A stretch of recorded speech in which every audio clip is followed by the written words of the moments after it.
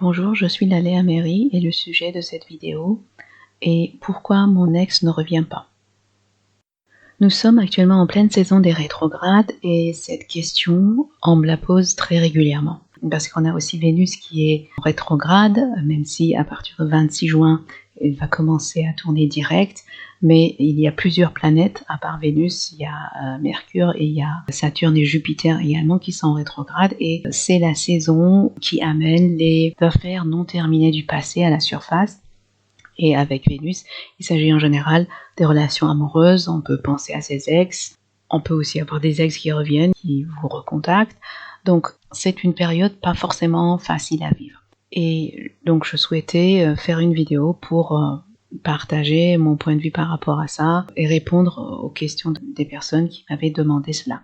Donc si vous êtes aussi dans cette catégorie de personnes qui a du mal à aller de l'avant après sa rupture, que ce soit une rupture récente ou ancienne, il faut comprendre que malgré votre souhait conscient d'avoir votre ex qui revient, il y a des parties de vous, 2/3 de votre cerveau, c'est-à-dire la partie émotionnelle, le cerveau reptilien, qui ne sont pas forcément d'accord avec ce point de vue. Et il y a donc une incohérence en vous.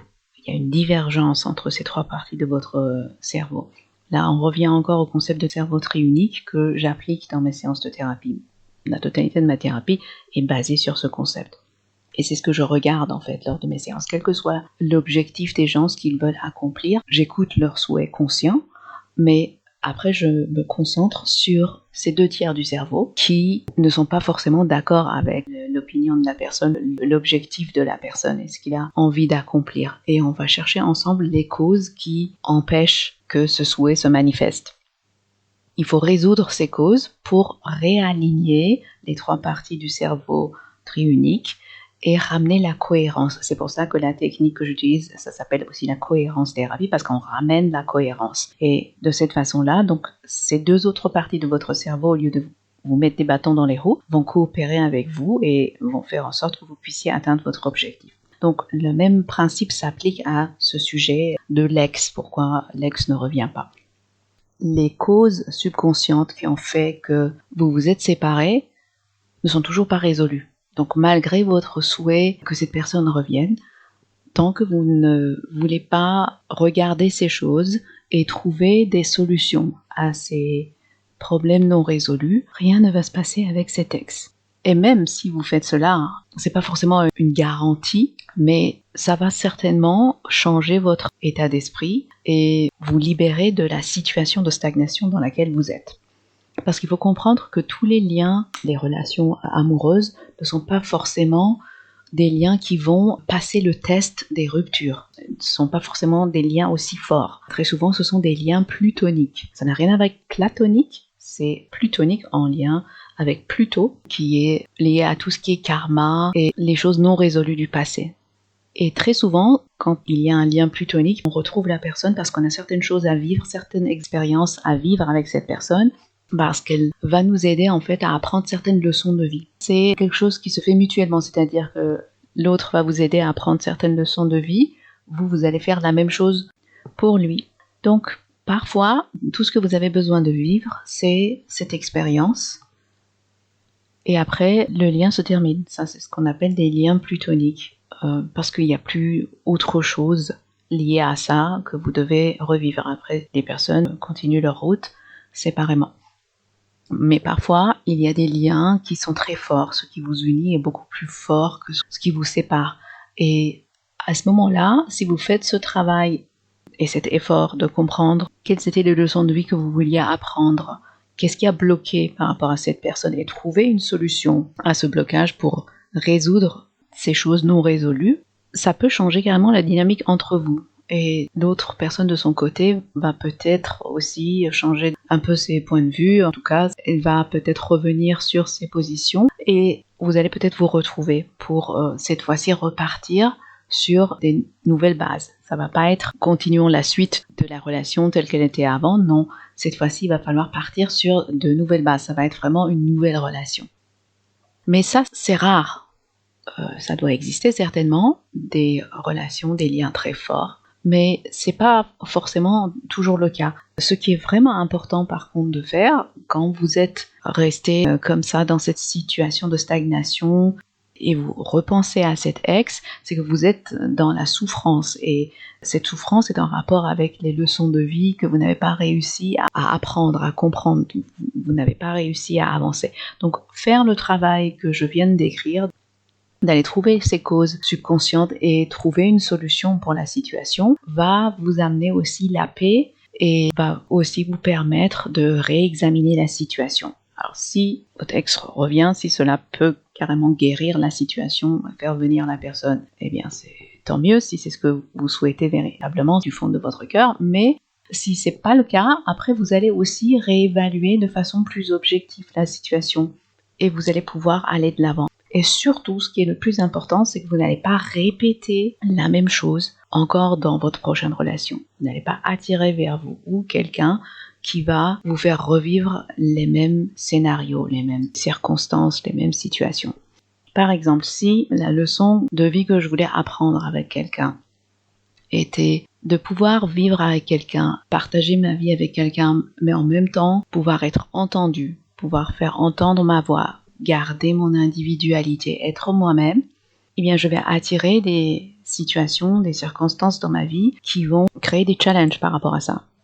Je vais être peut-être avec quelqu'un avec qui je vais avoir ce sentiment que ce que je dis ne compte pas vraiment pour cette personne. Et surtout, peut-être que ça va être quelqu'un qui va être un peu froid, qui va peut-être pas être très démonstratif dans sa façon de m'aimer. Donc, du coup, ça va peut-être réveiller des sentiments d'insécurité que j'ai déjà en moi, parce que si j'ai ce sentiment que je ne peux pas être moi-même et être heureuse dans une relation, ça veut dire que j'ai déjà des insécurités intérieures. Donc, le comportement peut-être froid de la personne, et parfois même indifférent, ça peut attiser ça encore plus. Ça va accentuer ce sentiment d'insécurité. À un moment donné, c'est comme si en fait pour certaines parties de moi, c'était question de survie. Ce que je vais vivre avec cette personne va devenir intenable. Et donc, inconsciemment, je vais provoquer des situations qui vont amener la rupture. Et quand je dis je vais provoquer des situations inconsciemment, ça s'applique aux deux personnes en fait, parce que quand ça devient inconfortable pour moi, ça devient aussi inconfortable pour l'autre personne qui est peut-être là pour apprendre quelque chose de tout à fait différent. Par exemple, peut-être que cette personne a des peurs par rapport au fait de faire confiance à quelqu'un d'autre, à ouvrir son cœur à quelqu'un d'autre, à partager sa vie avec quelqu'un d'autre. Et donc, lui aussi va vivre ce qu'il doit vivre en parallèle de son côté. Et donc, à un moment donné, quand il y a cette tension, parce qu'on n'arrive pas à résoudre chacun de notre côté les problèmes qu'on a ensemble, inconsciemment, on va créer des situations qui vont amener la rupture. Mais de toute façon, ça vient toujours parce que certaines parties de vous, et là, encore une fois, je persiste, c'est toujours les parties non linéaires de votre cerveau, c'est-à-dire le cerveau émotionnel qui est connecté au cœur, le cerveau reptilien qui est le cerveau du corps, qui est connecté au corps. Quand on dit à quelqu'un « écoute tes tripes », on veut dire « écoute ton cerveau reptilien ». Donc ces 2/3 du cerveau ont un dilemme qu'ils n'arrivent pas à résoudre tout en vivant avec cette personne, tout en étant dans la relation. Et à un moment donné, la sécurité et la survie prend le dessus et on dit « ça suffit, je ne veux plus ça ». Évidemment, c'est pas quelque chose que vous vous dites consciemment, pas du tout consciemment, vous n'êtes pas forcément de cet avis, mais la vraie raison, la vraie cause subconsciente des ruptures, c'est ça. C'est que vous n'arrivez pas à résoudre ce problème intérieur que vous avez, jusqu'à ce que ça devienne insupportable, intenable. La solution, c'est justement de voir c'était quoi les problèmes intérieurs que vous aviez avec cette personne, ce que vous n'arriviez pas à faire, les aspects de votre vie dans lesquels vous ne pouviez pas être heureux tout en vivant avec cette personne. Et trouver une solution à la situation, parce que vous avez ce problème, par exemple, je reviens à cet exemple de quelqu'un qui a peur d'être dans une relation, peur de s'ouvrir à l'autre, de faire confiance à l'autre. C'est toujours à cause des schémas. Il y a en général plusieurs schémas. C'est pour ça que je ne dis pas un schéma, parce que ça serait vraiment le cas idéal. Ça n'est jamais un schéma. Il y a plusieurs schémas de pensées négatives que vous avez qui sont à l'origine de cette situation. Et ces schémas, vous les avez formés suite à un trauma. Quand un trauma arrive, vous avez une vision déformée de la réalité. Et suite à ce trauma, vous allez tirer certaines conclusions de ce qui se passe dans votre vie. Comme par exemple, si je suis un homme, je ne peux pas faire confiance aux femmes. Les femmes ne peuvent pas vous aimer durablement, je veux dire. Je ne vais pas dire inconditionnellement, parce que aimer inconditionnellement, c'est pas toujours quelque chose qui est facile à faire, n'est-ce pas? Nous avons tous des challenges par rapport à ça. Mais peut-être que j'ai vécu des situations dans mon enfance où ma mère ou d'autres femmes qui ont compté dans ma vie ont agi d'une manière qui m'a profondément blessée. Et donc, du coup, j'ai du mal à faire confiance aux femmes. Et j'ai vraiment peur, j'ai ce sentiment que je vais me mettre en danger, que l'autre va me prendre quelque chose. Donc, c'est toujours à cause d'un trauma qu'on a développé un certain nombre de schémas négatifs, qui sont les conclusions négatives qu'on a tirées de ce trauma. Il faut identifier ces schémas et il faut les résoudre. Une fois que ces schémas sont résolus, vous n'avez plus ce point de vue déformé.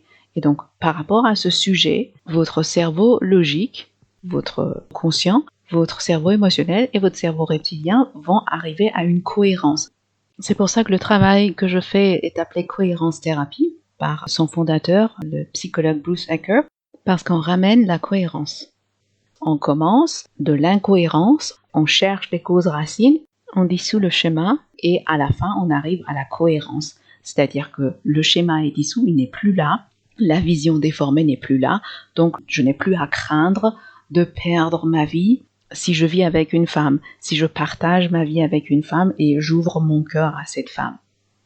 Je n'ai plus peur de ne pas pouvoir me faire entendre si je vis avec un homme qui est sûr de lui, confiant et qui veut naturellement prendre le contrôle, qui m'a intimidée par le passé. Peut-être que quand j'étais petite, j'avais un père qui était comme ça. Très souvent d'ailleurs, c'est quelque chose qui a existé dans la famille. Peut-être que ma mère était comme ça face à mon père. Elle n'arrivait pas à s'exprimer. Et du coup, elle avait ce sentiment de se sacrifier, de sacrifier sa vie pour l'homme. Ça vient toujours d'un trauma et quand on enlève le schéma, je ne vais plus penser comme ça.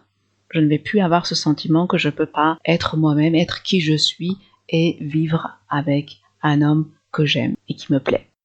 Quand on fait ce travail, comme je l'ai dit, ça peut changer, surtout si c'est dans un couple, ça change vraiment très clairement la dynamique dans le couple. Quand il s'agit d'une relation qui s'est terminée, c'est pas sûr et garanti que la personne veuille revenir vers vous, parce qu'il y a aussi quelque chose qu'on appelle le libre arbitre qui entre en jeu dans ce cas-là, et tout ne dépend pas 100% de vous. Mais en tout cas, ça va vous libérer vous, et surtout, ça va vous empêcher de faire les mêmes erreurs dans votre prochaine relation, attirer quelqu'un qui va être plus ou moins la copie conforme de votre ex, avec qui vous allez devoir revivre la suite de toutes ces expériences. Vous allez pouvoir terminer, mettre fin à ce chapitre, fermer ce chapitre de votre vie, commencer sur des nouvelles bases. Donc ça, c'est tout ce que je peux vous dire par rapport à cette situation où vous êtes resté dans la souffrance de votre passé et dans cet attachement par rapport à l'ex. C'est vraiment important de faire ce travail intérieur. J'espère que ces informations ont pu vous aider, vous donner quelques éléments de réponse. Si vous souhaitez faire des séances avec moi, les séances que je conseille sont les séances de cohérence thérapie et clarification. Et toutes les informations se trouvent dans la partie description de ces vidéos. C'est des séances qui sont sur Skype, Zoom ou Viber et vous pouvez les commander par le lien qui a été mentionné, chemin de source, qui est mon site, chemindesource.com. Dans la partie séance, le volet séance, vous cliquez sur commander une séance. Je vous souhaite bon courage pour pouvoir remettre de l'ordre dans votre vie par rapport à tout ça. Et puis, heureusement, la saison rétrograde va bientôt se terminer. Donc, je vous dis à bientôt pour une autre vidéo.